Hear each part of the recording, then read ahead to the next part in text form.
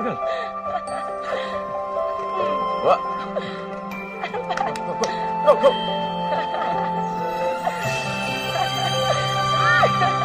Yep. Ang ganda talaga dito, no?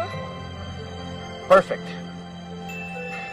Joy, ito talaga ang gusto kong gawin. Sa araw ng anniversary ng pagkakilala natin. Joy. Ha? Shh! Oh, ano pa hinahanap mo? Teka, sandali. Huwag ko masyadong mapasandali. Okay, okay. Teka, sandali. Hinahanap mo. Punta yun.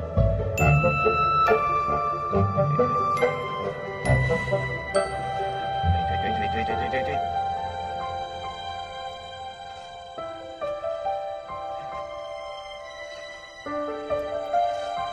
Ito bang hinahanap mo? Hap. Sandali lang.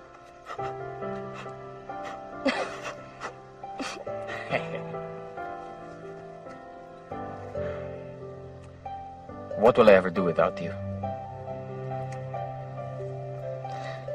Joy, kita mo ba yung punong yan? Bata pa lang ako. Nandiyan na yan. Alam mo, kahit na anong bagyong dumating, kahit na anong lindol, nakatayo pa rin yan. Joy, pinapangako ko sa'yo.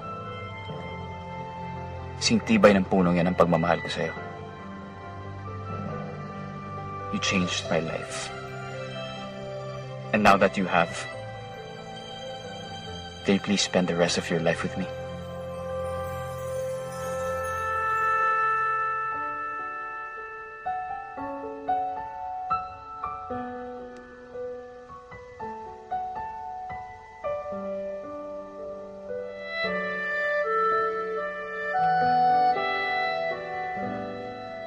Kung di ka makasigat ngayon, okay lang. Magantay ako. Okay lang. Anytime, sabihin mo lang. Gusto ko lang bigay sa'yo ngayon na para makasakali. Hindi. Hindi.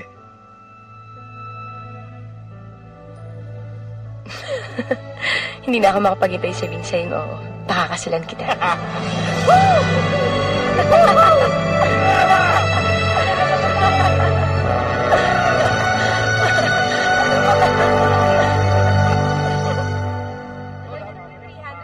Salamat po. Hello, Lola! Kaya magpapakabait ka, anak, ha? Eh, oo naman, Lola. No, nagpapakabait talaga ako. Ano yung pangatyari? Hello, Lola. Pero syempre, ako pa rin ang pinakamaganda at pinakapaborito mong apo. Ay, naku, napakapili talaga nitong apo ko. O ano, kumusta ka na, Iha? Bakit ka napatawag? Meron po sana akong gustong ipagpaalam sa inyo. Ikakasal na po ako. Talaga? Doon ba sa nobyo mo, doktor? Opo, Lola. Kay Migs nga po. Sa June 10 na po yung kasal namin. Ay, naku, Alam niyo, Lola, mahal na mahal ko po si Migs. At alam kong alagaan niya ako. Naku, ito namang apo ko. Maswerte rin naman siya sa'yo.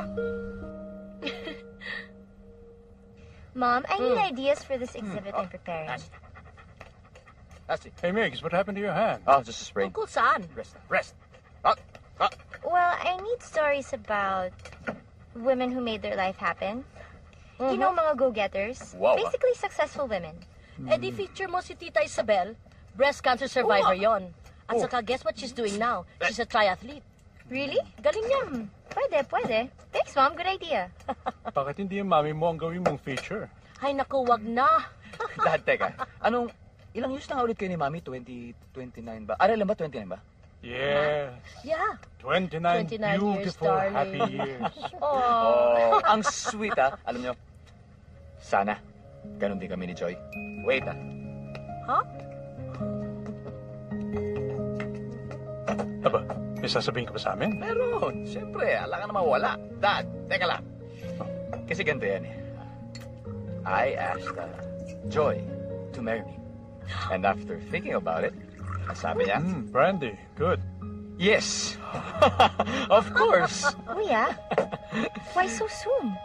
Why so soon? Di ba isang taon pa lang kayo ni Joy? Oh. Para? Oh, ano ngayon? Sigurado ka na ba sa desisyon mo? Dad, ito lang talaga ang gusto ko sa buong buhay ko. And I hope that you and Mommy are proud of me. Of course, anak. We have the same taste in women. Of course. Congratulations, Mami. anak! Dad, may taste talaga. Congratulations. May taste talaga kayo. Diba? Salamat talaga, Dad. Gusto ko talaga maging katulad namin kayo ni Joy. Biglaan lang eh. I didn't even know he was that serious about her. Come home na kasi. Do you think it would matter if I come home? Of course. Ikaw ang first love niya, no? And you are his true love. Kaya lang naman niya na-meet yung Joy niyo dahil umalis ka papuntang Canada eh. Please, Bella, umuwi ka na, please. Ayoko talaga maging sister-in-law si Joy. She's okay, but let's face it. Hindi sila magka-level ni Kuya. She's not one of us. Ikaw naman, Ara. Na-prejudge mo na agad yung tao. Eh, totoo naman eh. And besides, I know for a fact that you still have feelings for Kuya. I'm right, diba? Diba? Bella. I'll let you know. Okay?